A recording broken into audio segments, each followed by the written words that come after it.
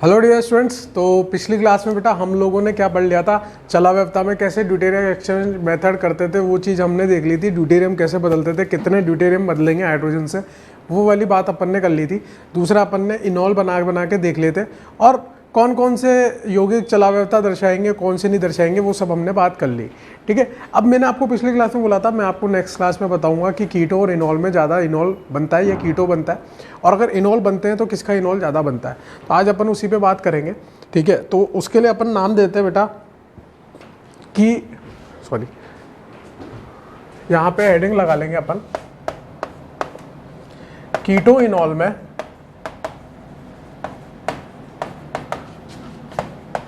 साम्यावस्था की दिशा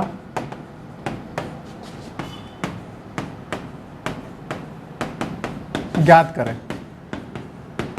ठीक है, अगर मुझे साम्यावस्था की दिशा पता चल जाएगी कि अपना इक्विलिब्रियम किस तरफ जा रहा है, हमारा साम्यावस्था किस तरफ जा रहा है, तो उससे हमें पता चल जाएगा कि कीटो ज़्यादा बन रहा है या इनॉल ज़्यादा बन रहा है। तो कीटो इनॉल में साम्यावस्था की दिशा ज्ञात करने वाली बात कर रहे हैं। सबसे पहली चीज़ जो हमें समझनी चाहिए वो ये समझनी चाहिए कि C डबल बॉन्ड O है और C डबल बॉन्ड C है। जो हमारा कीटो होता है बेटा उसमें C द्विबंध ऑक्सीजन बनता है, जबकि जो हमारा इनॉल बनता है उसमें कार्बन द्विबंध कार्बन बनता है। ठीक है, जब हम C डबल बॉन्ड O बनाते हैं तो 725 किलो जूल पर मोल ऊर्जा सिस्टम से बाहर निकलती है, और जब हम ये वाला कार्बन द्विबंध कार्बन बनाते हैं तो 675 किलो जूल पर मोल ऊर्जा सिस्टम से बाहर निकलती है। यहाँ पे मैं बंद ऊर्जा की बात कर रहा हूँ, बॉन्ड एनर्जी की बात कर रहा हूँ। तो कार्बन द्विबंध ऑक्सीजन में जो बंद ऊर्जा है वो 725 किलो जूल पर मोल, जब ये कार्बन द्विबंध ऑक्सीजन बनेगा तो 725 किलो जूल बाहर निकलेगी बेटा, और कार्बन द्विबंध कार्बन बनेगा तो 675 बाहर निकलेगी। यानी कि ज़्यादा अच्छा बंध कौन सा हमारे लिए, C द्विबंध ऑक्सीजन ज़्यादा अच्छा है। क्यों है बेटा, कार्बन ऑक्सीजन में विद्युत ऋणता का अंतर है, तो इसमें आयनिक कैरेक्टर जो है, आयनिक लक्षण ज़्यादा आ रहे होंगे, जबकि ये पूर्ण रूप से कैसा है, कोवेलेंट है कार्बन द्विबंध कार्बन वाला। इतनी सी बात तो अपने को पता है कि आयनिक वाला कोवेलेंट से ज़्यादा कैसा होता है, मजबूत बंद होता है। बात समझ में आती है आप लोगों को। तो बंद ऊर्जा किसकी ज्यादा है बेटा, कार्बन द्विबंध ऑक्सीजन की कार्बन द्विबंध कार्बन से ज्यादा बंद ऊर्जा है हमारे लिए। ठीक है, अब बात करते हैं बेटा कि कीटो इनॉल में ज्यादा कीटो बनेगा या इनॉल बनेगा। ठीक है, सारा खेल मैं इसी पे चलाऊंगा कि C double bond O C double bond C से ज्यादा हमारा कैसा है, स्थायी बंध है। और कितने का डिफरेंस है बेटा दोनों में, अगर मैं दोनों में डिफरेंस देखूं तो ज़्यादा डिफरेंस नहीं बेटा, 50 किलो जूल पर मोल का डिफरेंस है। ठीक है, अगर मैं जैसे पहला एग्जांपल आपके लिए लूं, ये मैंने एक कीटो लिया हुआ है और मैं इसका इनॉल बना रहा हूं बेटा। इसका इनॉल कैसा बनेगा, इसका इनॉल ऐसा बनेगा। मान लो इस कीटो को तोड़ने के लिए मुझे x किलो जूल पर मोल की ऊर्जा चाहिए, तोड़ने के लिए बोल रहा हूँ मैं। अगर इसको तोड़ने के लिए मुझे x किलो जूल पर मोल की ऊर्जा चाहिए तो इसमें मेरे को कितनी चाहिए होगी, x प्लस 50 किलो जूल पर मोल ऊर्जा चाहिए होगी बेटा। क्यों, 50 किलो जूल पर मोल ऊर्जा ज़्यादा लगेगी, इसकी स्थितिज ऊर्जा 50 किलो जूल पर मोल ज़्यादा है इसकी तुलना में। अगर मैं इन दोनों को यहाँ पर बनाना चाहूँ, स्थितिज ऊर्जा के ग्राफ पे बनाना चाहूँ, पोटेंशियल एनर्जी के ग्राफ पे, तो ये यहाँ पे बनेगा कीटो और ये यहाँ पे बनेगा इनॉल। यहाँ पर जो एनर्जी आ रही है और यहाँ पर जो एनर्जी आ रही है ये x है, और ये क्या आ रही है बेटा, x प्लस 50 आ रही है। ठीक है, 50 किलो जूल पर मोल ऊर्जा मुझे इसको तोड़ने के लिए, इस यौगिक को तोड़ने के लिए ज़्यादा देनी पड़ेगी। यानी कि मुझे इसको पीछे लाने के लिए 50 किलो जूल पर मोल ऊर्जा ज़्यादा देनी पड़ेगी। इसको आगे ले जाने के लिए x चाहिए, इसको पीछे लाने के लिए 50 किलो जूल पर मोल ऊर्जा ज़्यादा चाहिए। यानी कि ये जो साम्यावस्था की दिशा होगी बेटा वो अग्र होगी या पश्च होगी, ये पश्च होगी। मतलब कैसी होगी बेटा, बैकवर्ड। ये साम्यावस्था कैसा जाएगा, बैकवर्ड जाएगा। यहाँ पे अगर मैं इनॉल, ये जो हमारा इनॉल बना है, इसके इनॉल परसेंटेज की बात करूं तो यहाँ पर कितना बनता है बेटा, ये 10 की घात -4% ही बनता है, केवल 10 की घात -4%। मतलब अगर पूरा 100% है तो 100 में से 1/10,000% ही ये बनेगा, बाकी पूरा का पूरा कौन सा बनेगा, ये। यानी कि कीटो भयंकर रूप से इस इनॉल से ज़्यादा स्थायी हो रहा है। अगर मैं मोनो कीटो की बात करूं, ये कैसा है, एकल कीटो, एक ही कीटो है बेटा, मोनो कीटो है। मोनो कीटो के केस में हमेशा कौन जीतता है, कीटो इनॉल से अधिक जीतता है। अगर स्पेशली कोई केस आ जाए, मान लो कोई फैक्टर लग जाए तो इनॉल जीत सकता है, लेकिन हमारे लिए हमेशा मोनो कीटो और इनॉल में बात करूंगा। मोनो कीटो के इनॉल में कीटो जो है हमेशा ज़्यादा स्थायी होता है। तो हम यहाँ पर एक बात लिख सकते हैं कि सामान्यतः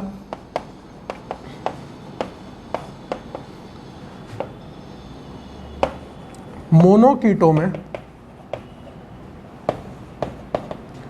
कीटो इनॉल से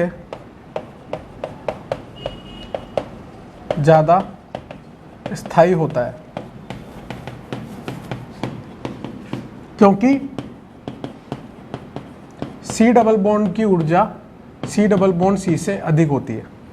ठीक है, C डबल बॉन्ड O को तोड़ना मुश्किल है, C डबल बॉन्ड C को तोड़ना आसान है। तो ये रिएक्शन किधर आना पसंद करेगी बेटा, पीछे आना पसंद करेगी। ये साम्यावस्था की दिशा पीछे होगी, पश्च होगी, बैकवर्ड होगी। इनोल का प्रतिशत 10⁻⁴ आएगा। बात समझ में आ रही? ये पहला एग्जाम्पल था। अभी अपन बहुत सारे एग्जाम्पल्स लेंगे बेटा, यहाँ तक नोट डाउन करो पहले। तो ये आपने नोट डाउन कर लिया होगा बेटा, पहला वाला कीटो और इनोल में कीटो ज़्यादा स्थायी है क्योंकि C डबल बॉन्ड O की ऊर्जा C डबल बॉन्ड C से ज़्यादा है। सिंपल सी बात है। इस बंद को बनाने में x किलोजूल पर मोल ऊर्जा लगती है, तो इसको बनाने में x + 50 देनी पड़ जाएगी अपन को। बात समझ में आती है आप? ठीक है, इसको तोड़ने में अगर x किलोजूल ऊर्जा निकल रही है तो इसको तोड़ने के लिए हमें ज़्यादा ऊर्जा देनी पड़ेगी। इसकी स्थितिज ऊर्जा ज़्यादा है, ये कम स्थायी है, ये ज़्यादा स्थायी है, पीछे आ रहा है हमारी साम्यावस्था की दिशा। दूसरी बात करते हैं बेटा अपन, है ना। ये पहला एग्जाम्पल था। अगर मैंने एक और मोनोकीटो का एग्जाम्पल लिया, ठीक है, मैं परसेंटेज आपको साथ के साथ बताता जाऊंगा क्योंकि आपको पता है कि चला व्यवस्था कैसा है। एक्सपेरिमेंटली वेरीफाइड कंसेप्ट है, तो एक्सपेरिमेंटल वे में अपन इसका आंसर लिखते जाएंगे कि इनोल ज़्यादा है कि कीटो ज़्यादा है। ठीक है, तो यहाँ पर अगर अपन बात करें तो यहाँ पर अपन देखेंगे बेटा, यहाँ पर OH और यहाँ पर पाई बंद, इसका जो इनोल बनेगा वो इस प्रकार से बनेगा बेटा इनोल। बात समझ में आ रही है बेटा आपको? अब यहाँ पर देखूंगा तो यहाँ पर अगर x किलोजूल पर मोल ऊर्जा लगी तो यहाँ पर कितनी देनी पड़ेगी, x + 50 देनी पड़ेगी। यहाँ पर C डबल बॉन्ड O की ऊर्जा x है तो C डबल बॉन्ड C में x + 50 ऊर्जा हमारी लगेगी। बात समझ में आ रही है आपको? पहली बात तो ठीक है। अब इसमें मुझे देखना है कि अग्र जाएगा कि पश्च जाएगा। तो मैंने आपको बताया था मोनोकीटो के केस में C डबल बॉन्ड O की ऊर्जा C डबल बॉन्ड C से ज़्यादा होती है, तो ये कैसा जाएगा बेटा, पश्च जाएगा, बैकवर्ड जाएगा, यानी कि इसमें भी कीटो ज़्यादा स्थायी होगा। और आपको जानकर बेहतरीन खुशी होगी कि यहाँ पे जो इनोल परसेंटेज है वो कितना आता है, 1.2% आता है। अब आप बोलोगे सर वहाँ तो 10⁻⁴ आता था, यहाँ पर 1.2 आ रहा है, ऐसा क्यों? यहाँ पर 1.2 आ रहा है, वहाँ पे 10⁻⁴ आता था। तो वहाँ पे जो इनोल बना था बेटा, उसमें जो एल्कीन बनी थी उसके लिए 3 अल्फा हाइड्रोजन थे। यहाँ पर जो एल्कीन बनी है उसके लिए अल्फा हाइड्रोजन बढ़ गए, ये भी अल्फा, ये भी अल्फा, तो 4 अल्फा हाइड्रोजन बन गए बेटा। वहाँ पे कितने अल्फा हाइड्रोजन थे, 3, इसलिए यहाँ पर थोड़ा सा इनोल का परसेंटेज बढ़ गया। हल्के फुल्के फैक्टर्स तो आएंगे बेटा C डबल बॉन्ड C को स्थायी करने वाले। भाई कार्बन द्विबंध कार्बन को हम लोगों ने हाइपर कंजुगेशन यानी कि अति संयुग्मन के बाद उसके स्थायी का क्रम देखा था, तो उसको स्थायी करने वाले कौन से फैक्टर थे, अति संयुग्मन वाले। तो इसमें 4 अल्फा हाइड्रोजन है, वहाँ 3 अल्फा हाइड्रोजन है, ज़्यादा मजबूत कौन सा होगा, ये वाला होगा। हल्के फुल्के, लेकिन अभी भी कौन जीत रहा है बेटा, कीटो जीत रहा है इनोल से। ठीक है, क्योंकि 50 किलो जूल एनर्जी ज़्यादा लग रही है इस साम्यावस्था की दिशा को आगे ले जाने के लिए। पीछे ले जाने के लिए 50 किलो जूल पर मोल एनर्जी कम लगेगी। मुझे इसको आगे लेके जाना है बेटा, और आगे लेके जाना है तो मुझे जेब से एनर्जी खर्च करनी पड़ेगी। कितनी, 50 किलो जूल पर मोल ऊर्जा खर्च करनी पड़ेगी। फिर नेक्स्ट देखो, यहाँ पे अगर मैं बात करूँ इसकी बेटा, अगर मैं इस केस की बात करूँ, यहाँ पर अगर मैं इसका इनोल बनाना चाहूँगा तो ये अल्फा हाइड्रोजन है बेटा मेरे लिए, और इनोल कैसा बनेगा, इनोल कुछ ऐसा बनेगा बेटा। यहाँ पर ये OH आ गया, ये क्या है बेटा, आपका फिनॉल बन गया, जिसको हम इनोल बोल रहे हैं, इसके लिए इनोल है। और ध्यान से देखोगे तो ये इनोल जो बना है बेटा आपकी बार कैसा बना है, एरोमेटिक बना है, जबकि हमारा कीटो एरोमेटिक नहीं था। हालांकि ये x किलो जूल पर मोल देनी पड़ रही थी, इसमें x + 50 ही लगेगी, लेकिन यहाँ पे कौन सी एनर्जी माइनस होगी बेटा, यहाँ पे ये जो एरोमेटिकता के कारण एनर्जी निकल रही होगी, एरोमेटिकता के कारण जो ऊर्जा सिस्टम से बाहर निकल रही होगी, उस एनर्जी को माइनस करूंगा और वो x + 50 से कम ही निकल के आएगी, मतलब x से कम निकल के आएगी। ये 50 किलो जूल पर मोल एनर्जी और एरोमेटिकता के कारण जो ऊर्जा आएगी वो इस 50 को शूट आउट कर देगी। इसलिए यहाँ पर इक्विलिब्रियम की डायरेक्शन किधर हो जाएगी बेटा, अग्र हो जाएगी, यानी कि फॉरवर्ड हो जाएगी। यानी कि हमेशा मोनोकीटो वाला नहीं जीतता, इसलिए मैंने जनरल बात करी थी। जनरली मोनोकीटो जो होते हैं वो इनोल से ज़्यादा स्थायी होते हैं, उसका कीटो रूप इनोल से ज़्यादा स्थायी होता है। लेकिन हमेशा ये बात सही नहीं है, क्योंकि कुछ फैक्टर्स ऐसे हैं, जैसे यहाँ पे एरोमेटिक वाला फैक्टर आ गया बेटा, तो एरोमेटिक की वजह से इसका इनोल जो है वो कीटो से बहुत अधिक स्थायी हो गया, क्योंकि नुकसान केवल 50 किलो जूल का था, लेकिन फ़ायदा किसका हो गया, एरोमेटिकता वाली ऊर्जा का फ़ायदा हो गया।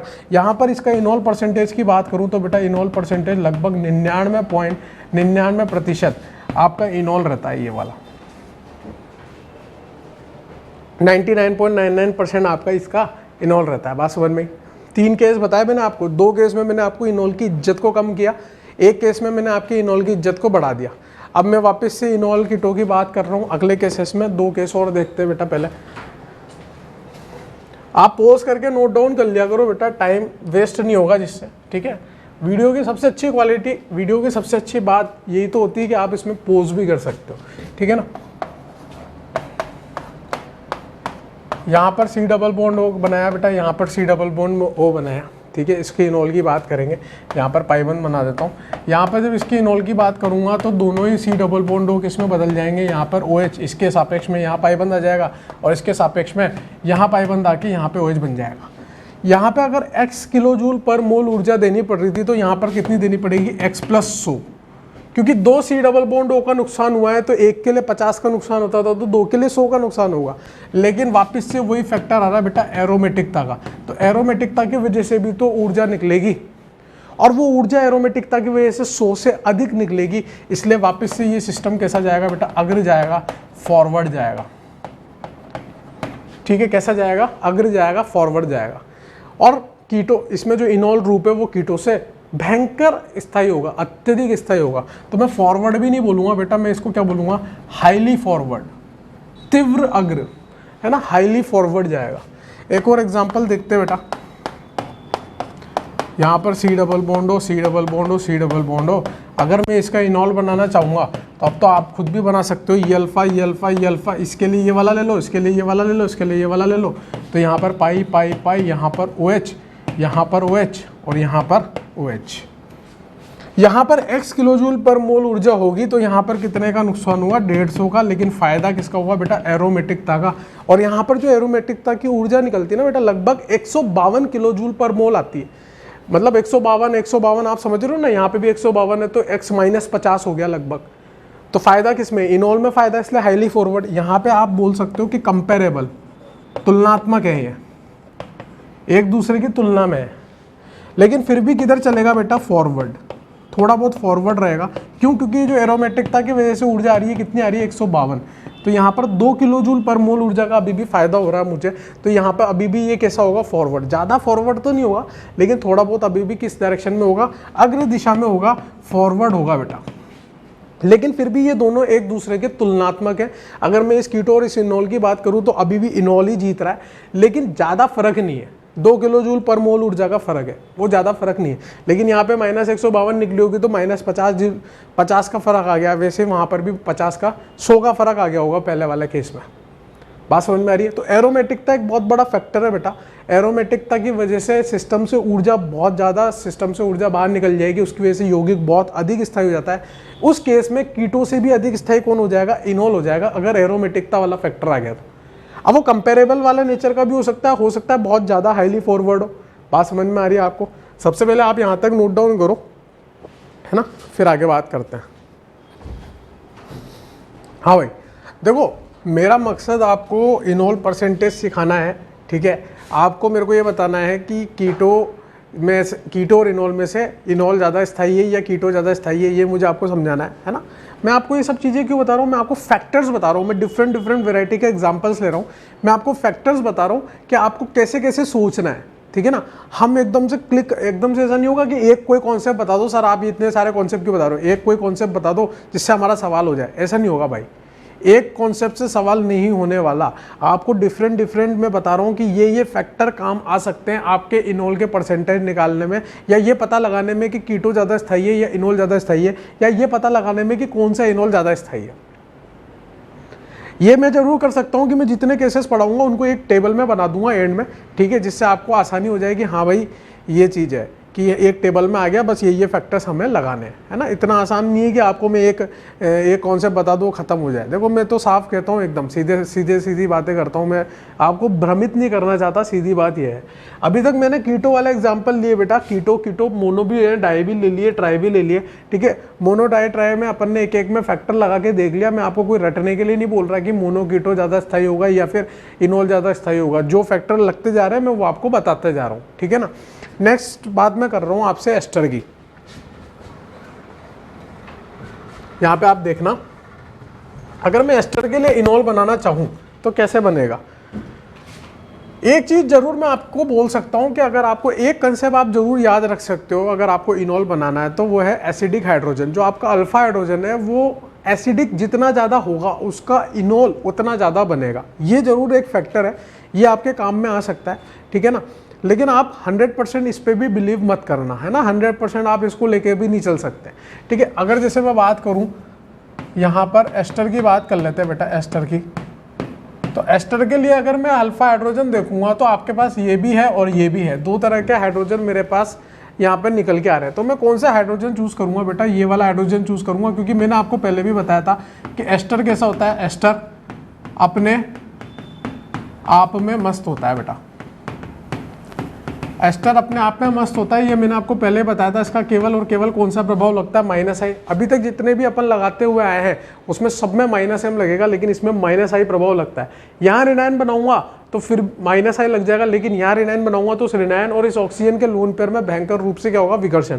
तो इन दोनों ऋणायन में से कौन सा हाइड्रोजन ज़्यादा अम्लीय है, ये वाला ज़्यादा अम्लीय है। तो याद करो वो क्षारीय माध्यम में जो हम मैकेनिज्म लगाते थे, यहाँ के बजाय कहाँ लगना प्रेफर करेगा, यहाँ पर। चलो अगर यहाँ पे मैं मान लो थोड़ी देर के लिए कि आपका वो बना भी देता हूँ, वो क्या, इनोल। अगर मैंने यहाँ पे आपका इनोल बना दिया तो इनोल कुछ इस प्रकार से बनेगा बेटा। तो एक तो आपने क्या किया, जो ऑक्सीजन टू ऑक्सीजन अनुनाद चल रहा था उसको डिस्टर्ब कर दिया आपने, इस ऑक्सीजन को इस पाइबंद के साथ मजबूर कर दिया कि आप इधर भी अनुनाद कर सकते हो, ठीक है। हालांकि करेगा वो ऑक्सीजन टू ऑक्सीजन, लेकिन थोड़ा बहुत कंफ्यूजन आया है, बात समझ में आती। तो यहाँ पे आपने ऑक्सीजन टू ऑक्सीजन अनुनाद खत्म कर दिया। ऑक्सीजन टू ऑक्सीजन अनुनाद का नुकसान सिंपल भाषा में, तो इसकी वजह से इसका जो इनोल प्रतिशत होता है बेटा वो 10⁻⁶% होता है। यानी कि जो मैंने एक सबसे पहला एग्जांपल लिया था एसीटोन वाला, उसमें तो फिर भी 10⁻⁴% बन रहा था, उससे भी 100 गुना कम बनेगा, ठीक है। यानी कि ये कैसा होगा बेटा, हाईली बैकवर्ड, यानी कि भयंकर रूप से पश्चिम दिशा में जा रहा होगा बेटा, पीछे की तरफ जा रहा होगा, ठीक है। एस्टर के रूप में रहना पसंद करेगा, एस्टर इनोल बनाना पसंद नहीं करेगा। अगर मैं यहाँ पे बात करूँ, अगर आपको जब तक बोला नहीं जाएगा ना तब तक आपको एस्टर का इनोल बनाना ही नहीं है, एस्टर इनोल बनाता ही नहीं है, यूँ मान के चल लो आप। सामान्यतः जब तक बोला ना जाए, मैं तो सिंपल भाषा में लिखता हूँ, बोला ना जाए तब तक एस्टर इनोल नहीं बनाता, या एस्टर इनोल भी क्या बोले अपन इसको, एस्टर के लिए अपन बोलेंगे एस्टर चलाव्यता नहीं दर्शाता, है ना। जब तक आपसे बोला नहीं जाए तब तक एस्टर को चलाव्यता नहीं दर्शाना अपने को, है ना। इतनी सी बात याद रख लो। अगर कोई आपको फोर्सफुली बोल रहा है, ले यार भाई तुलना करके बता, तो फिर आप एस्टर को बना के देख सकते हो, उसको कंसीडर कर सकते हो। लेकिन आप देखोगे तो कीटो और एस्टर में किस में ज़्यादा इनोल परसेंटेज आएगा, कीटो वाले में इनोल परसेंटेज ज़्यादा आएगा। पासन में तो एक ये इंपॉर्टेंट बात थी बेटा, 6ठे नंबर पे एस्टर वाली बात की। एस्टर में क्या है बेटा, आपने ऑक्सीजन जो अनुनाद चल रहा था उसका नुकसान कर दिया, इसलिए इनोल प्रतिशत यहाँ पे बहुत कम आया, ठीक है। अब नेक्स्ट बात करते हैं बेटा अपन बहुत सारे केसेस है बेटा मेरे पास, एक एक केस को अपन पहले पढ़ते जाएंगे, फिर एंड में सबको एक लिस्ट बना के सबको उतार लेंगे कि भैया इसका रीजन क्या है, इसका रीजन क्या है, ठीक है ना। सिंपल सी चीज़ है। अब मैं नेक्स्ट जो आइटम ले रहा हूँ बेटा वो डाई कीटो ले रहा हूँ। कौन सा ले रहा हूँ, डाई कीटो। अभी तक मैंने मोनो कीटो वाले एग्जाम्पल लिए, कहीं कहीं पे मैंने डाई कीटो वाले भी लिए, लेकिन अब मैं एक सिंपल डाई कीटो वाला एग्जाम्पल ले रहा हूँ। अगर मेरे को इसका इनोल बनाना है तो इसका इनोल किस प्रकार से बनेगा बेटा, ये भी अल्फा हाइड्रोजन है आपका और ये भी अल्फा हाइड्रोजन है। मुझे बताओ ज़्यादा अम्लीय हाइड्रोजन कौन सा है, ये वाला या ये वाला अल्फा हाइड्रोजन। ऑब्वियस सी बात है आपका आंसर होगा बेटा बीच वाला, क्योंकि ये वाला जो हाइड्रोजन है वो कैसा है बेटा, सक्रिय मिथिलीन समूह है, एक्टिव मिथाइलिन ग्रुप है। मैंने आपको इसके बारे में बताया था कि ये कैसा है बेटा, सक्रिय मिथिलीन समूह है। यहाँ से जब हाइड्रोजन निकालोगे तो जो ऋणायन बनेगा उसमें इस C डबल बॉन्ड हो और इस C डबल बॉन्ड हो, दोनों का क्या लगेगा बेटा, -M प्रभाव लगेगा। तो यहाँ वाला ऋणायन ज़्यादा अम्लीय है, और जिसका ऋणायन जितना हाइड्रोजन अम्लीय होता है उसका इनोल प्रतिशत उतना ज़्यादा होता है, ये भी मैंने आपको बता चुका हूँ। तो यहाँ से पहले निकलेगा, ठीक है, तो यहाँ से निकलेगा तो यहाँ पर O, यहाँ पर H, इस तरह से कुछ इनोल बनेगा, और यहाँ पे इसमें हाइड्रोजन बंधन भी आ जाएगा। देखो यहाँ पर इसकी ऊर्जा अगर मैं X मान के चलूँ तो नुकसान मेरा कितने का हुआ है, 50 का, क्योंकि यहाँ पे C डबल बॉन्ड O तोड़ के मैंने C डबल बॉन्ड C बना दिया। लेकिन यहाँ पे इस पाई और इस पाई के बीच में अनुनाद नहीं था, क्योंकि बीच में एक sp3 कार्बन आ रहा था। लेकिन अब यहाँ पे देखो तो पाई सिग्मा और ये लोन पेयर, यानी कि पूरे के पूरे में वल्ले में क्या आ गया बेटा, आपका अनुनाद आ गया। तो एक तो अनुनाद की वजह से ऊर्जा बाहर निकलेगी, उसको क्या बोलेंगे बेटा, अनुनाद ऊर्जा। सिस्टम में स्थायीपन आया है, स्थायी आया है, वो किसकी वजह से आया है, अनुनाद के कारण आया है, तो उसके नाम पे कुछ ऊर्जा बाहर निकलेगी, और अनुनाद की वजह से जो ऊर्जा बाहर निकलती है वो क्या हो जाती है, अनुनाद ऊर्जा। तो अनुनाद ऊर्जा के नाम पे ऊर्जा बाहर निकलेगी माइनस 50 का तो नुकसान था, रेजोनेंस एनर्जी का फायदा हो गया, और 6 मेंबर की वलय बन गई। वलय बनने से फायदा क्या होता है बेटा, एक तो खुली श्रृंखला है और एक वलय। वलय बनने से फायदा क्या होता है, बहुत सारे न्यूक्लियस पास में आ जाते हैं, तो सबके इलेक्ट्रॉनों को सबके न्यूक्लियस का आकर्षण मिलने लग जाता है। तो चिलेशन से फायदा होता है बेटा, यहाँ पे 6 सदस्य की वलय बन गई, 6 मेंबर चिलेशन हो गया। और चिलेशन होता है, चिलेशन मतलब वलय बनना। अगर चिलेशन हो रहा है, 6 सदस्य की वलय बनी है, तो हमारा फायदा हुआ है, यानी कि सिस्टम में से ऊर्जा बाहर निकली होगी। तो ये फायदा और ये फायदा, और ये मान के चलो आप, ये 50 किलो जूल पर मोल से ज़्यादा फायदा है। और एक और फायदा हुआ है बेटा हमें, हाइड्रोजन बंधन। एक और चीज माइनस कर रहा हूं बेटा इसमें से, हाइड्रोजन बंधन। तीन चीजों का हमें फायदा हुआ है इस इनोल को बनाने से, इसलिए इस इनोल का प्रतिशत लगभग 72% के लगभग आता है बेटा। इनोल के प्रतिशत की बात करूं तो कितना आता है, 72%। यहां पर इनोल स्थायी है, क्योंकि मैं एक एक केस आपको डिटेल में डिस्कस करके बता रहा हूं, ठीक है। इनोल स्थायी है क्योंकि पहली बात अनुनाद की वजह से, दूसरी बात हाइड्रोजन बंधन, और तीसरी बात क्या है बेटा, 6 सदस्य वलय का बनना। ये 3 कारण है जिसकी वजह से ये वाला इनोल ज़्यादा स्थायी हुआ है। इस इनोल का प्रतिशत ज़्यादा आ रहा है, 72% आ रहा है। कौन से वाले में, डाइकीटो में कौन ज़्यादा इस्तेमाल होता है, कौन ज़्यादा स्थायी होता है बेटा, इनोल ज़्यादा स्थायी होता है। इनोल का प्रतिशत कितना आता है, 72%।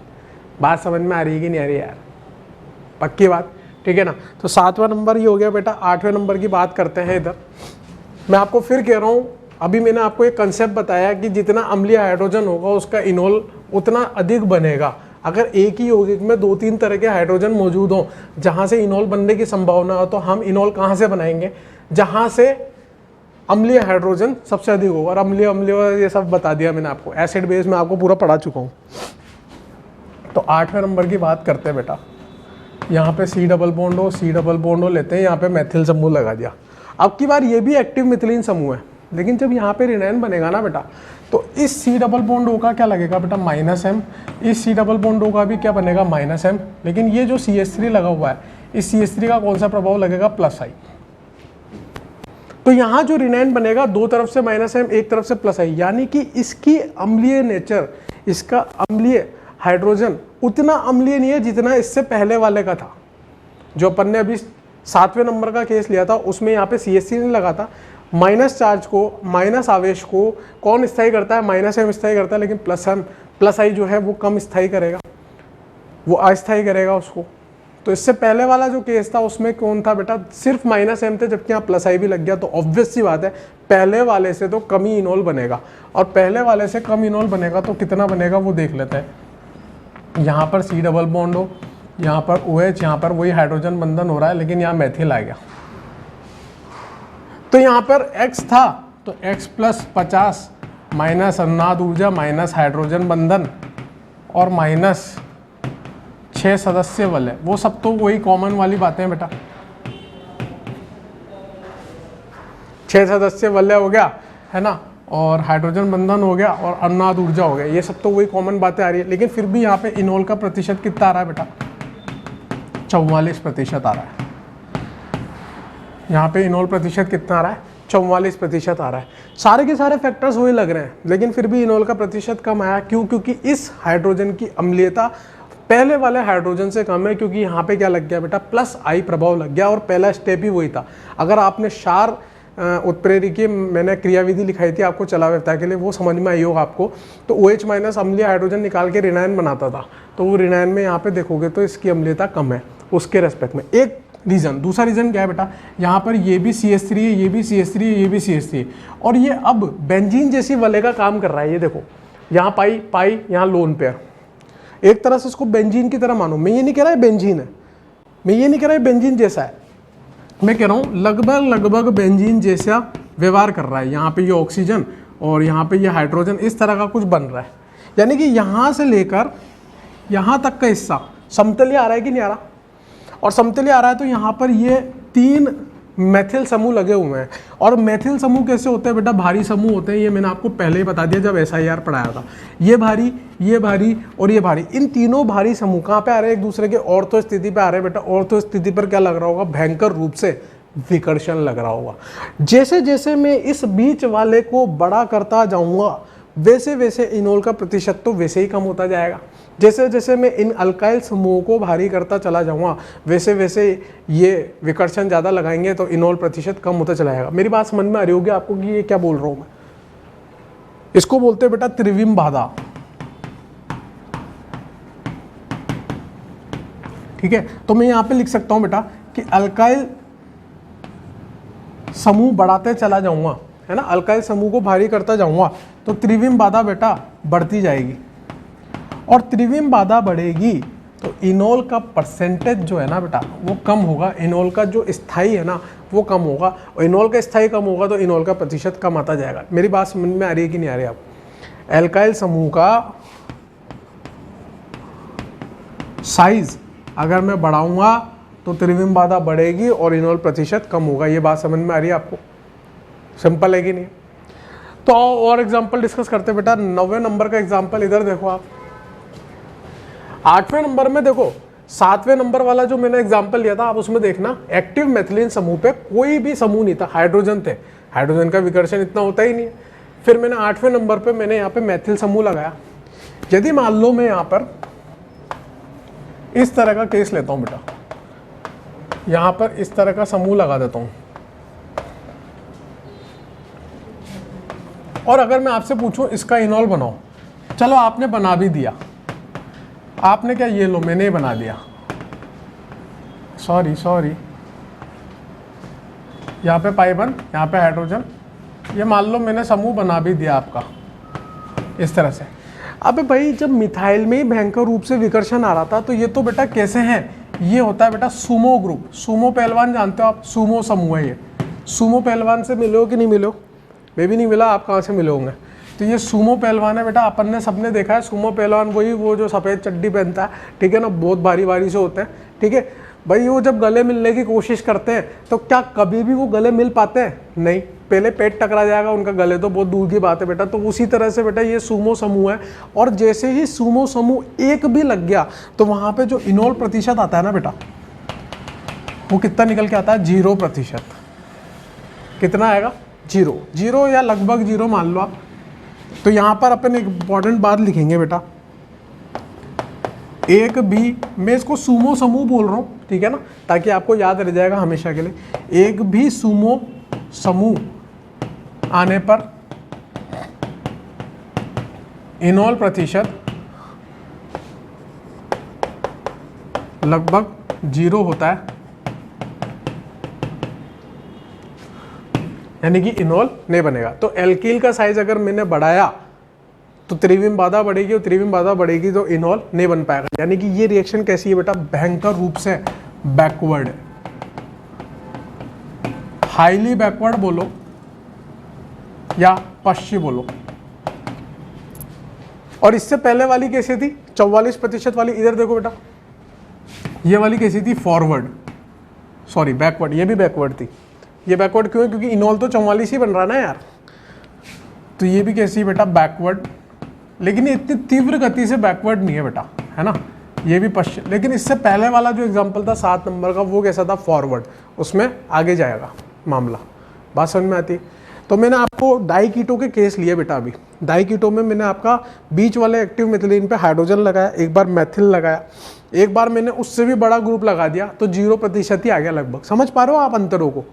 पहले मैंने मोनोकीटो वाले लिया था, फिर मैंने एस्टर वाला एग्जाम्पल लिया। एस्टर में बनता ही नहीं है, मोनोकीटो में बनता है लेकिन बहुत कम बनता है, डाईकीटो में बनता है लेकिन बीच वाले समूह पे भारी समूह कितना लगा हुआ है उस बात पे डिपेंड करता है। अब मैं ले लेता हूँ कीटो एस्टर, एक तरफ कीटो लगाओ एक तरफ एस्टर लगाओ, तो उस केस में क्या चर्चा, क्या बात होगी वो देखते हैं अपन। तो इसको मिटा देते हैं बेटा।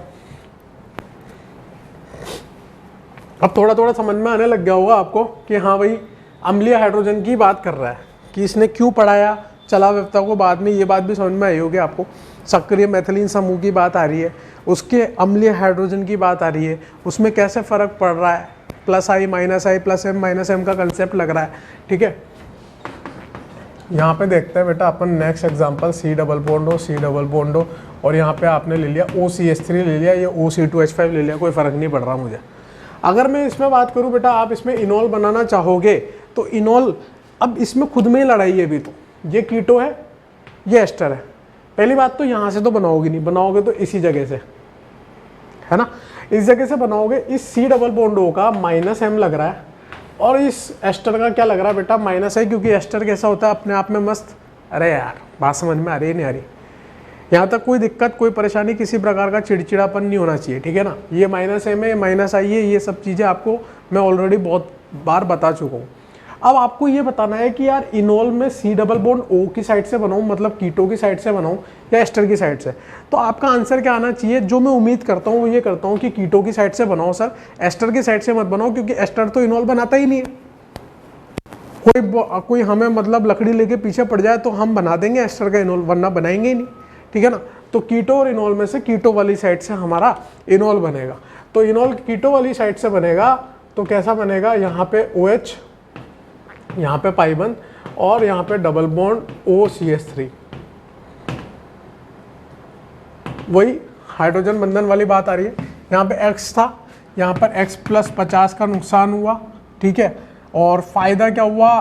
थोड़ा बहुत अनुनाद ऊर्जा का फायदा हो गया, थोड़ा बहुत हाइड्रोजन बंधन का फायदा हो गया, चलो मान लेते हैं आपकी बात, है ना। और लेकिन सबसे मेजर नुकसान क्या हुआ? आपने इस ऑक्सीजन टू ऑक्सीजन के अनुनाद को छेड़ा है। अगर आप इस पाइबंद के साथ इस C डबल बॉन्ड O का अनुनाद कराना चाहते हो तो इस ऑक्सीजन टू ऑक्सीजन के अनुनाद को आपने नुकसान पहुंचाया, और वो आपको मानना पड़ेगा, वो नुकसान तो नुकसान ही है। एस्टर बेटा वैसे ही कम दिखाता है, एक तरफ -M एक तरफ -I। अभी तक जो अपन पढ़ते आ रहे हैं ध्यान से देखना, जहाँ 2 -M थे उसका इनॉल प्रतिशत ज़्यादा था, जहाँ 1 -M था उसका थोड़ा सा कम था। तो ये बीच वाली सिचुएशन है, ना 2 -M वाला है ना 1 -M वाला है, 1 -M और 1 -I वाला है। तो यहाँ पर क्या होगा बेटा, यहाँ पर जो इनॉल का परसेंटेज आएगा वो उन दोनों के बीच में आएगा, और लगभग कितना आता है? 8% के करीब आता है। कितना आता है बेटा? 8% के करीब आता है हमारा यहाँ पे इनॉल का प्रतिशत। बात समझ में आ रही है आप लोगों को? बोलो। तो यहाँ पे इनॉल का प्रतिशत लिख दिया मैंने 8%, X+50 माइनस अनुनाद ऊर्जा माइनस हाइड्रोजन बंधन। और यहाँ पे आप देख सकते हो कि इसमें क्या नुकसान किया आपने? ऑक्सीजन टू ऑक्सीजन अनुनाद डिस्टर्ब कर दिया। डिस्टर्ब कौन से वाला ऑक्सीजन टू ऑक्सीजन अनुनाद डिस्टर्ब हुआ बेटा? एस्टर वाला, क्योंकि अब ये इसके साथ करने लग गया ना यार, तो उस चीज़ को काउंट करोगे कि नहीं करोगे, उसकी वजह से इनॉल का प्रतिशत कैसा आ रहा है? कम आ रहा है बेटा, 8% ही आ रहा है। बात समझ में आ रही है आप लोगों को? यहाँ तक नोट डाउन करो, फिर हम जितना भी पढ़ा है ना उसको क्लब करने की कोशिश करेंगे एक बार। तो अब देखो बेटा, इन सबको मैं क्लब कर देता हूँ। मैंने अभी तक आपको जो भी पढ़ाया है, पहले तो आप मेरे को एक चीज़ बताओ, अगर मैं इनॉल के परसेंटेज की बात करूँ तो मैं एक चीज़ पे बहुत ज़्यादा डिपेंडेंट चल रहा हूँ। वो चीज़ क्या है कि जितना अधिक अम्लीय हाइड्रोजन होगा उतना अधिक इनॉल का प्रतिशत होगा।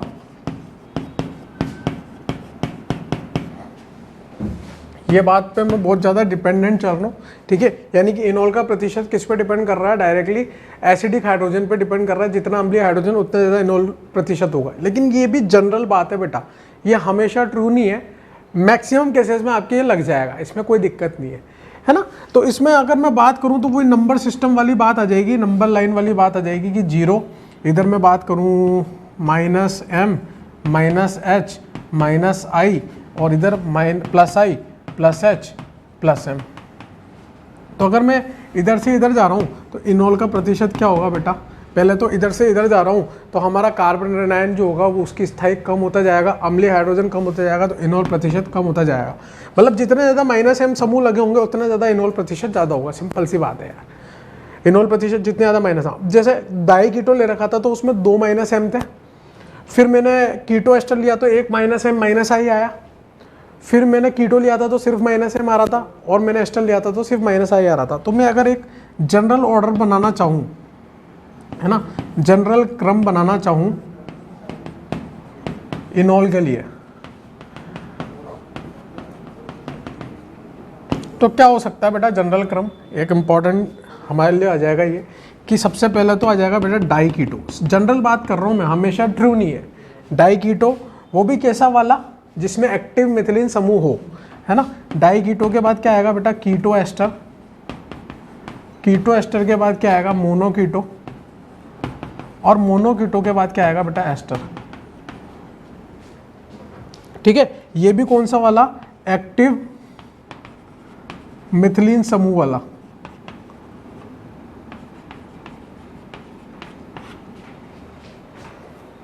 डाई कीटो, क्योंकि इसमें क्या लग रहा है बेटा 2 माइनस एम लग रहे हैं, इसमें क्या लग रहा था माइनस एम और माइनस आई लग रहा था, इसमें केवल माइनस एम लग रहा था और इसमें केवल माइनस आई लग रहा था। तो इनोल का अगर मैं क्रम निकालूंगा तो सबसे ज़्यादा इनोल हमारे लिए किसके लिए बनेगा, डाई कीटो, फिर कीटो एस्टर, फिर मोनो कीटो, फिर एस्टर। अब इसके अलावा कोई फैक्टर आ जाए, जैसे डाई कीटो और मोनो कीटो की बात करूँ तो एरोमेटिक वाला फैक्टर आ गया था, तो एरोमेटिक वाले फैक्टर की वजह से क्या था 99% उसका वो बन रहा था, क्या बन रहा था, इनोल बन रहा था। तो वो बातें अलग हैं, है ना। वरना हमारे लिए नॉर्मल बातों में देखूं तो एक जनरल क्रम देखूं तो डाई कीटो, फिर कीटो एस्टर, फिर मोनो कीटो, फिर एस्टर वाली बात आ जाएगी, क्योंकि जिसका अम्लीय हाइड्रोजन होगा उसका इनोल प्रतिशत उतना ही ज़्यादा होगा। ये बात हमारे लिए सत्य है। बात समझ में आ रही है आप लोगों को? यहाँ तक नोट डाउन करो एक बार आप।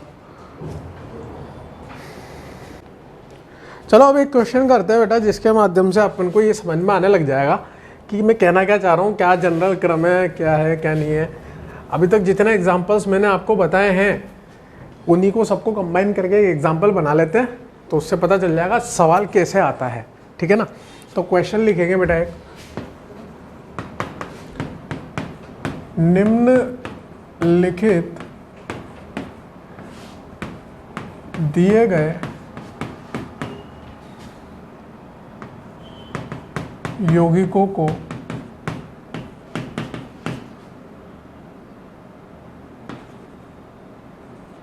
इनोल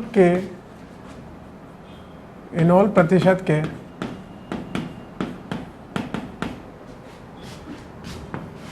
घटते क्रम में लिखें। मतलब आपको बताना है कि जिसका इनोल प्रतिशत जितना ज़्यादा होगा उसको पहले लिख देना है, बाकियों को बाद में लिख देना है ना। कंपैरिजन वाली बात आ रही है। तो अगर मैं बात करूं आपसे, ये हो गया आपका ए, ये हो गया आपका बी, ये हो गया आपका सी,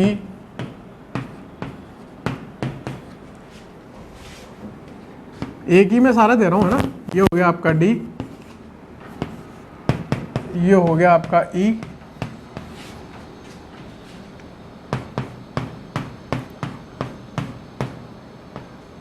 ये हो गया आपका एफ, और ये ले लो आप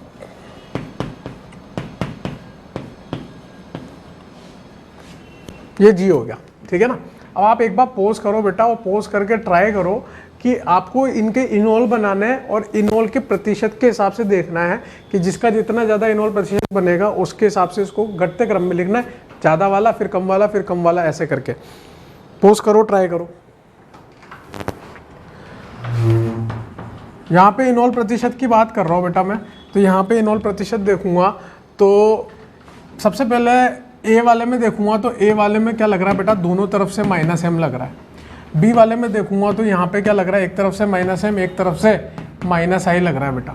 ठीक है, कहाँ से बनेगा इनोल, यहाँ से बनेगा, एक्टिव मिथिलीन समूह से बनेगा। फिर यहाँ पे देखूंगा तो बेटा दोनों तरफ एस्टर आ रहा है, तो यहाँ पर ये भी माइनस आई लगाएगा और ये भी माइनस आई लगाएगा। बात समझ में आ रही है आप लोग को? फिर यहाँ पर देखूंगा तो ये क्या लगाएगा बेटा, माइनस एम लगाएगा। ये एस्टर है बेटा, एस्टर क्या लगाता है, माइनस आई लगाता है, और इसका जो इनोल बनेगा वो एरोमेटिक वाला इनोल बनेगा। ठीक है, एरोमेटिक वाला बनेगा, और COO का माइनस एम तो है ही सही। ये भी माइनस एम लगाएगा, ये भी माइनस एम लगाएगा, लेकिन यहाँ पर ये CH3 कौन सा लगा देगा, प्लस आई लगा देगा। सबके अपन ने वो लिख लिया कि किस किस में क्या क्या प्रभाव लगने वाले हैं। अब अपने को जमाना है बेटा, यहाँ पर 2 माइनस एम है, यहाँ माइनस एम माइनस आई है, यहाँ 2 माइनस आई है, ये माइनस एम है माइनस आई है, एरोमेटिक है, और माइनस एम प्लस आई है। तो सबसे पहले तो कौन जीत जाएगा बेटा, एरोमेटिक वाला जीत जाएगा। अब माइनस एम माइनस आई में देखना है अपन को, यहाँ 2 माइनस एम है और कहीं पर भी 2 माइनस एम नहीं है बेटा, यहाँ 2 माइनस एम और एक प्लस आई है। तो सबसे पहले कौन आ जाएगा, एफ के बाद ए, क्योंकि प्लस आई भी नुकसान कर रहा है। ए के बाद हमारा कौन आ जाएगा बेटा, जी आ जाएगा, एफ ए फिर जी। फिर उसके बाद देखूंगा तो 2 माइनस एम वाले सारे खत्म हो गए। अब क्या देखूंगा, माइनस एम और माइनस आई किस में आ रहा है, बी में आ रहा है बेटा। और उसके बाद क्या देखूंगा, 2 माइनस आई आ रहा है, एक माइनस एम आ रहा है, एक माइनस आई आ रहा है, तो माइनस एम वाला जीत जाएगा। तो बी के बाद कौन आ जाएगा बेटा, मोनोकीटो। मोनोकीटो के बाद कौन आ जाएगा बेटा, ये वाला डाइएस्टर, क्या नाम है इसका, सी। और सी के बाद कौन आ जाएगा, ई। 1 2 3 4 5 6 7, 1 2 3 4 5 6 7, सातों के सातों कंपेयर हो गए। एरोमेटिक वाले को सबसे पहले लिख दिया बेटा, 2 माइनस एम वाला लिख दिया, फिर 2 माइनस एम और एक प्लस आई वाला लिख दिया। यहाँ पे लिख दो आप, इसमें क्या आ रहा है, एरोमेटिक, यहाँ 2 माइनस एम, यहाँ 2 माइनस एम और एक प्लस आई। और बी में क्या आ रहा था, एक माइनस एम आ रहा है और एक माइनस आई आ रहा है। डी में क्या आ रहा है, डी में एक माइनस एम आ रहा है बेटा। सी में क्या आ रहा है आपका, सी में 2 माइनस आई आ रहा है। और ई में क्या आ रहा है, 1 माइनस आई आ रहा है। अब आप खुद ही देख लो, अगर आप इसको नंबर लाइन पे प्लॉट करोगे तो आपको अपने आप ही समझ में आ जाएगा। 2 माइनस एम वाला जीतेगा, फिर 2 माइनस एम प्लस आई वाला जीतेगा, फिर 1 माइनस एम माइनस आई वाला, फिर 1 माइनस आई, फिर 2 माइनस आई, फिर माइनस आई। तो इस तरीके से हम इनोल प्रतिशत बता सकते हैं अम्लीय हाइड्रोजन को देखते हुए। सिंपल है कि नहीं, ये जितने भी अभी पढ़ा है सारे के सारे कंबाइन करके मैंने लिख दिए। इस तरह से आपसे पूछेगा, आपसे कोई इनोल परसेंटेज की वैल्यू नहीं पूछ रहा, 70% 44% ये कोई नहीं पूछ रहा। वो तो मैंने आपको इसलिए लिखाया ताकि आपको थोड़ा सा फील आ जाए कि भाई कितना कम बनता है, ऐसा कितना बन रहा है कि कितना कम बन रहा है, वो चीज़ें हमें पता चल जाए। ठीक है, तो ये तो मेजर एग्जाम्पल थे। अब कुछ स्पेशल टाइप के एग्जाम्पल है, वो भी मैं आपको बता देता हूँ बेटा, जो कभी कभी सीधे सीधे पूछ ले आते हैं। तो आओ वो स्पेशल एग्जाम्पल्स देखते हैं हम लोग।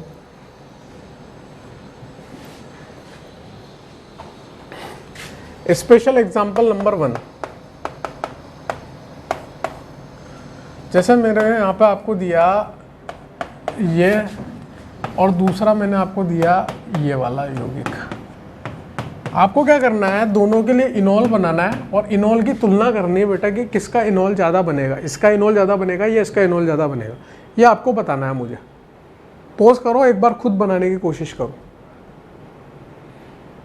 तो जब आपने इसका इनोल बनाया बेटा, तो इसके लिए यही अल्फा हाइड्रोजन है, तो यहाँ से जो इनोल बन के आया होगा, यहाँ पाई, यहाँ पर OH आया होगा बेटा।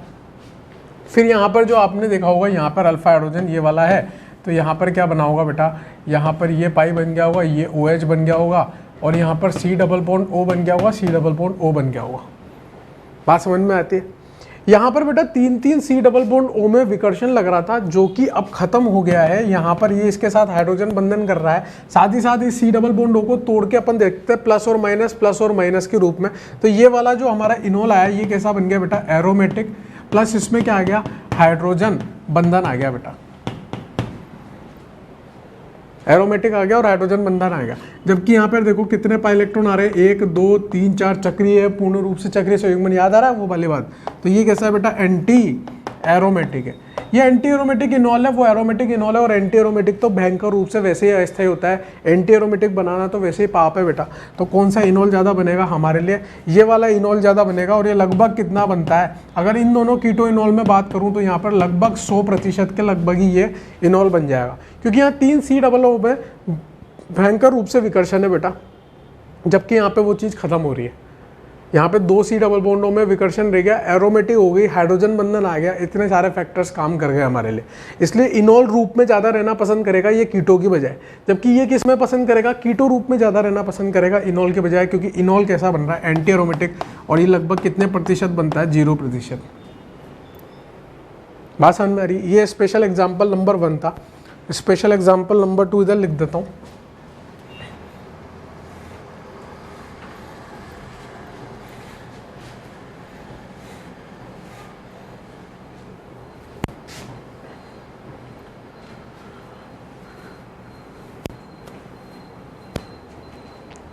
एग्जाम्पल नंबर 2 देखो बेटा, स्पेशल एग्जाम्पल नंबर 2। स्पेशल इसलिए बोला है थोड़े से डिफरेंट हटके रीजन है बेटा, अपने को याद रह जाए इसलिए स्पेशल का नाम दे दिया। ऐसा कुछ नहीं है कि इसमें इसने मेरे को पैसे ज़्यादा दिए हों कि भैया ये मेरे को ले लेना स्पेशल रूप में, ऐसा कुछ नहीं है, ठीक है। अब आपको वही करना है बेटा, इसका इनोल बना के देखना है और इसका भी इनोल बना के देखना है और मुझे बताना है कि किसका इनोल ज़्यादा बनेगा। पहली बात, कौन इनोल में रहना पसंद करेगा, कौन कीटो में रहना पसंद करेगा। दूसरी बात, पोस्ट करो, ट्राई करो विद रीज़न। तो यहाँ पर देखो बेटा, यहाँ पर आपने ट्राई किया होगा तो यहाँ पर जो इनोल बन रहा होगा, यहाँ पे C डबल बॉन्ड हो, यहाँ पर OH और यहाँ पे पाइबंद आ गया होगा और यहाँ पे इस OH में हाइड्रोजन बंधन हो गया होगा। जबकि आप यहाँ पे बनाओगे बेटा तो यहाँ पर आप लोगों ने C डबल बॉन्ड वो OH के साथ करने की कोशिश करी होगी, लेकिन आपको यहाँ पे एक स्पेशल चीज़ बताता हूँ मैं कि ये इनोल बनाएगा ही नहीं। ये क्या करेगा, इस तरह से एंटी रूप में चल जाएगा, ये साम्यावस्था नहीं दर्शाता। अब ये समझने वाली बात है। यहाँ पर आपने देखा होगा इस C डबल बॉन्ड O, इस C डबल बॉन्ड O में भयंकर रूप से विकर्षण हो रहा था बेटा, ठीक है। जबकि यहाँ पर आपने देखा होगा कि C डबल बॉन्ड O में भयंकर रूप से विकर्षण हो रहा है, लेकिन ये किसी रिंग का हिस्सा नहीं है, तो ये यहाँ से घूम सकता है बेटा। इस सिग्मा बंध के सापेक्ष यहाँ पे ये घूम सकता है। घूमेगा तो ये जो दोनों C डबल बॉन्ड O हैं ये कैसे आ जाएंगे, एक दूसरे के, दोनों C डबल बॉन्ड O एक दूसरे के एंटी पर आ जाते हैं, इसलिए विकर्षण नहीं रहता, इसलिए विकर्षण नहीं रहता और इनोल लगभग 0% बनता है। इनोल बनाना ही नहीं चाहेगा ना यार, वो इनोल क्यों नहीं बनाना चाहेगा, क्योंकि इनोल बनाने पर C डबल बंध O का नुकसान हो रहा है, जो कि हम करना नहीं चाहते, क्योंकि हमारी 50 किलो जूल पर मोल एनर्जी का नुकसान होगा। जबकि यहाँ पे हमारे लिए मजबूरी था, यहाँ पर ये क्या रिंग का हिस्सा बना हुआ था, तो यहाँ पर ये उतनी मुक्त घूर्णन नहीं कर सकता था, संरूपण समानता नहीं दर्शा सकता था, जबकि वहाँ दर्शा सकता है। वहाँ पे संरूपण की तरह याद है मुक्त घूर्णन, यहाँ पे मुक्त घूर्णन संभव नहीं था। तो यहाँ पर हम लोग बोल सकते हैं, यहाँ पर हमारे लिए क्या फैक्टर आया बेटा, C डबल बॉन्ड O। इस इनोल के लिए बात कर रहा हूँ, इस इनोल के लिए C डबल O में विकर्षण खत्म हुआ है, प्लस यहाँ पे बोल सकते हैं अपन हाइड्रोजन बंधन हुआ है।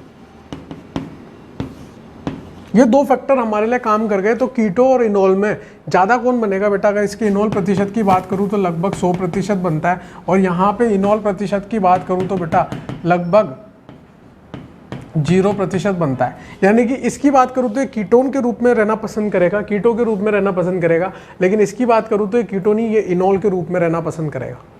तो ये एक और स्पेशल टाइप का एग्जाम्पल हो गया। एक स्पेशल टाइप का एग्जाम्पल और है, ठीक है, उसकी भी बात कर लेते हैं अपन यहीं पे, ठीक है। इधर मिटा देता हूँ बेटा, पोज करके नोट डाउन कर लिया करो आप, ठीक है। बहुत सारी इन्फॉर्मेशन है, ठीक है, टाइम वेस्ट नहीं हो इसलिए मैं इन्फॉर्मेशन देता जा रहा हूँ आपको। तीसरे टाइप का जो हमारे लिए इनॉल है वो क्या है, फ्यूजन टाइप इनॉल। इसी नाम से फेमस है बेटा, सीधे सीधे आपसे यही पूछ लेगा कि बताओ fusion type इनॉल। Fusion type enol के नाम से दे देगा, तो आपके दिमाग में इसका चित्र आ जाना चाहिए, इसके संरचना आ जानी चाहिए कि इसकी संरचना कैसी होती है, कुछ ऐसी होती है।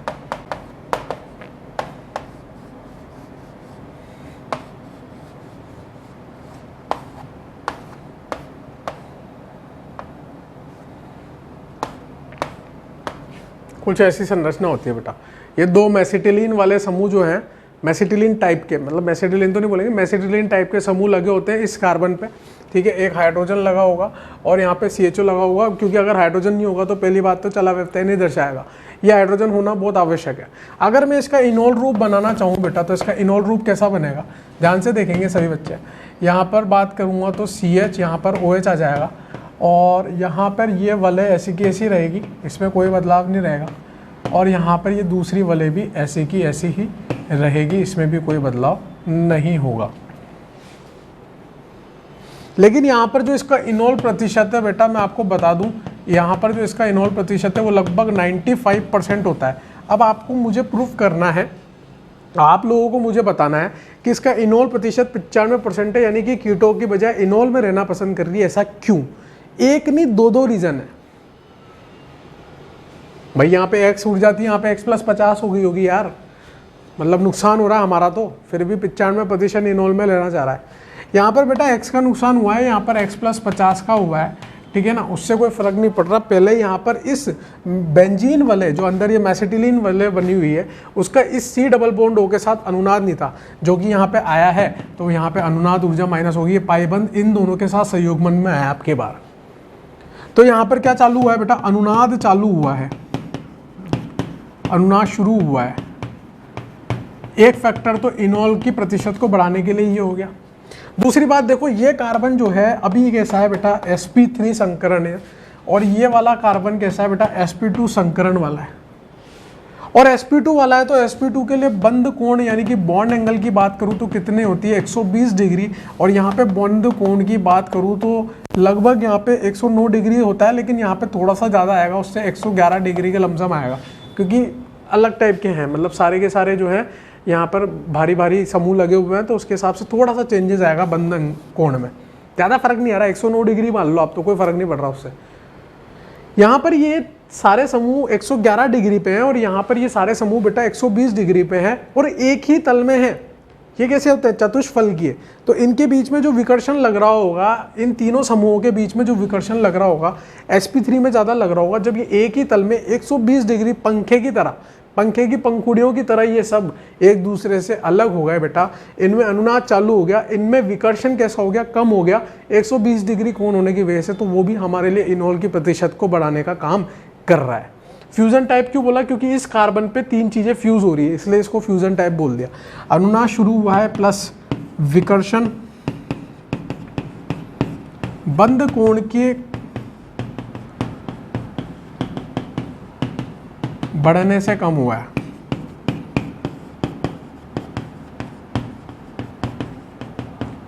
है ना, sp2 संकरण की वजह से बंद कोण बढ़ा है, उसकी वजह से संकरण बंद कोण बढ़ा है, उसकी वजह से विकर्षण कम हुआ है। एक तो वो फैक्टर है, एक अनुनाद शुरू हुआ है, इसकी वजह से इनोल का प्रतिशत ज़्यादा है।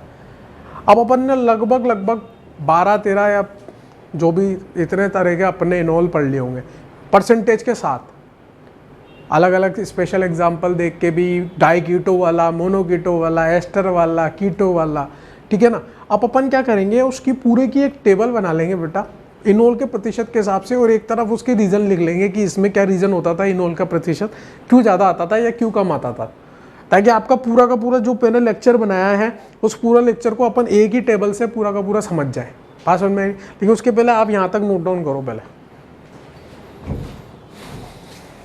चलो भैया, अब अपन नेक्स्ट टेबल बना लेते हैं जिसमें सारी की सारी चीज़ें दोबारा से अपने एक ही टेबल में आ जाएगी, सारी जितनी भी अभी अपन ने जितने भी पाप किए हैं दुनिया भर के अभी इस लेक्चर में, वो सब एक ही लिस्ट में शामिल कर देंगे। आओ, लेकिन उसके लिए पहले ये बोर्ड साफ कर लेवे हैं।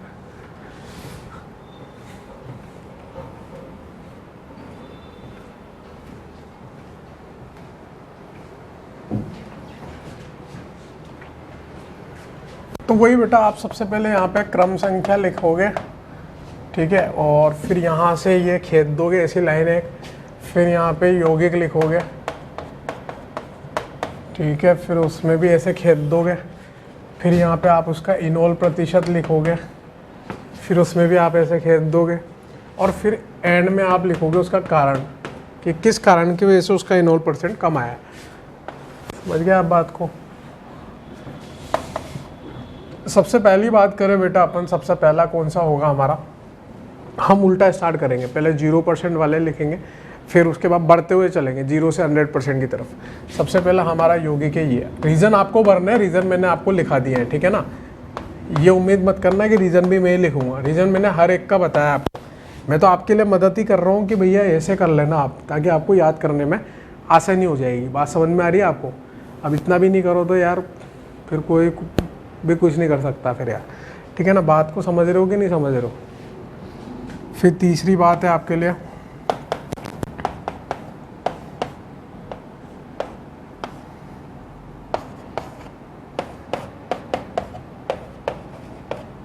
अगर इन चारों की बात करूं मैं, चारों के केस में हमारा इनोल प्रतिशत कितना आता था, 0 0 0 और 0।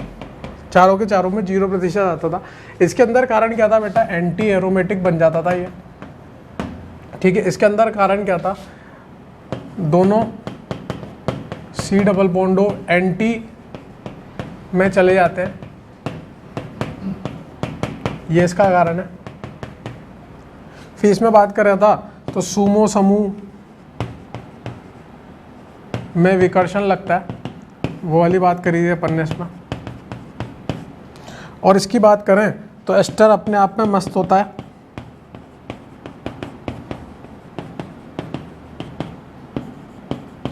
अगर इनोल बनाया तो ऑक्सीजन टू ऑक्सीजन अनुनाद डिस्टर्ब हो जाएगा, है ना। इनोल कम क्यों बन रहा है उसका रीजन लिख रहे हैं अपन, तो ऑक्सीजन टू ऑक्सीजन अनुनाद डिस्टर्ब हो जाएगा। पहली वाली टेबल तो ये हो गई आपकी बेटा, 4 लिख दिए मैंने। इसी प्रकार से मैं आपके लिए और लिख देता हूँ बेटा, इधर 5वें नंबर पे इधर की तरफ बना लेते हैं अपन और टेबल।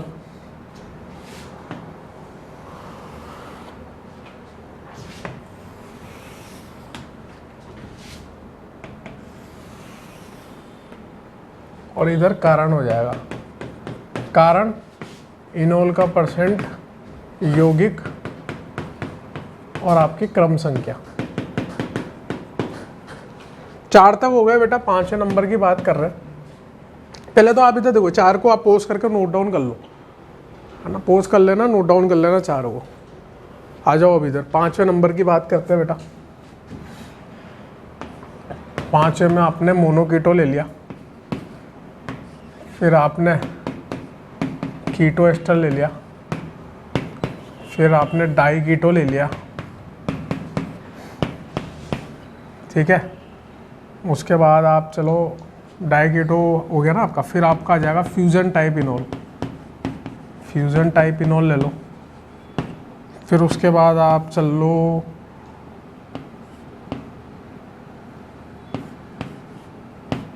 ये वाला ले लो, इससे पहले ये वाला लो यार,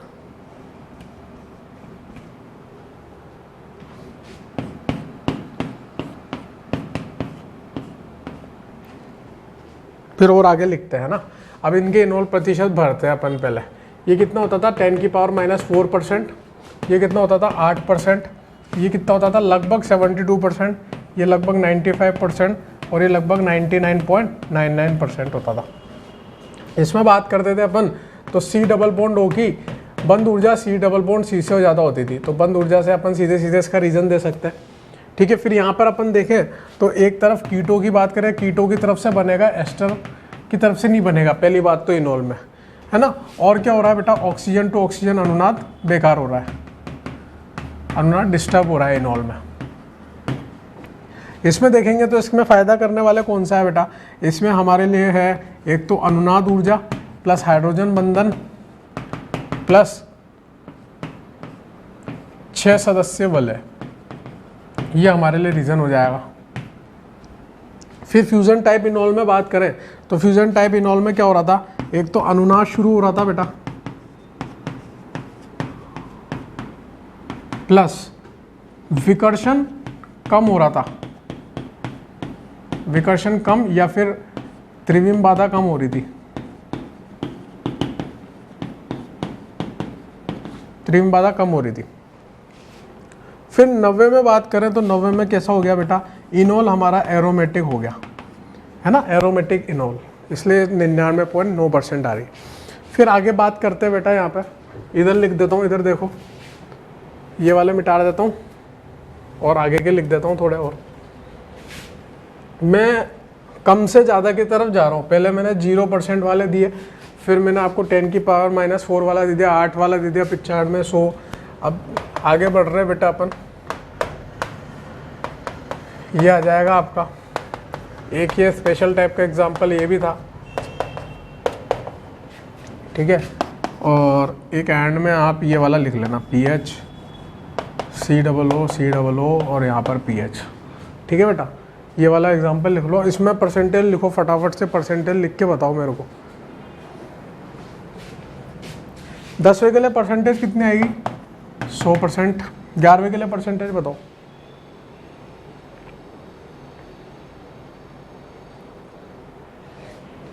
100%।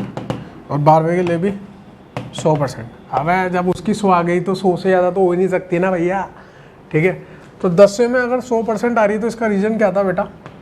एक तो C डबल O में विकर्षण कम हो गया, प्लस हाइड्रोजन बंधन होना चालू हो गया बेटा यार। ठीक है, यहाँ पर क्या हो रहा है? यहाँ पर C डबल बॉन्ड O में विकर्षण कम हुआ है, प्लस हाइड्रोजन बंधन हुआ है, प्लस एरोमेटिकता आई है यार। ठीक है, तीन फैक्टर आ गए। C डबल बॉन्ड O में कम हो जाएगा, इसका इनोल जब बनाएंगे, इनोल की बात कर रहा हूँ, हाइड्रोजन बंधन और एरोमेटिकता। फिर यहाँ पर देखोगे तो जब इसका इनोल बनाओगे बेटा आप, ये वाला केस मैंने डिस्कस नहीं किया, मैंने सोचा था यहीं पे कर लेंगे। तो यहाँ पर OH, यहाँ पे डबल बॉन्ड O, यहाँ पे पाइबन, ये वही वाला केस है जैसा अपन एक्टिव मिथिलीन वाला लेते हैं। अब की बार यहाँ पर डेल्टा पॉजिटिव की बात है तो पीएच का कौन सा प्रभाव लग रहा है? प्लस एम है ना, पीएच का प्लस एम लग रहा है। तो ये डेल्टा पॉजिटिव कैसा हो रहा है बेटा? ये स्थायी हो रहा है, जबकि यहाँ पे पहले CH3 थे तो उसका क्या लग रहा था? प्लस आई लग रहा था। तो प्लस एम की वजह से ही कैसा हो रहा है?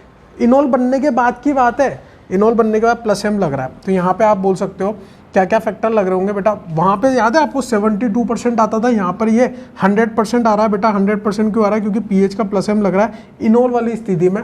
तो यहाँ पर आप बोल सकते हो दोनों पीएच का प्लस एम प्लस अनुनाद ऊर्जा बढ़ गई ना यार, प्लस एम लग रहा है तो अनुनाद बढ़ गया। अनुनाद ऊर्जा प्लस हाइड्रोजन बंधन प्लस 6 सदस्य वाले, ये सारे के सारे फैक्टर आ गए।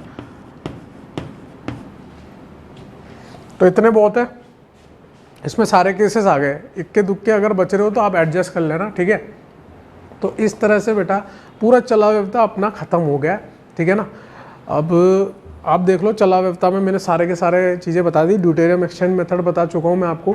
इनोल कीटो में कौन ज़्यादा स्थायी होगा वो बता चुका हूँ। कीटो और इनोल पर्टिकुलर में बता चुका हूँ कि कीटो ज़्यादा बनेगा या इनोल। अगर 4-5 इनोल दे रखे हो तो इनोल किसका ज़्यादा बनेगा वो बता चुका हूँ। ठीक है, और कौन चलाव व्यवस्था दर्शा सकता है, कौन नहीं दर्शा सकता, ये बता चुका हूँ। ठीक है, तो नेक्स्ट क्लास में मिलते हैं। Thank you so much.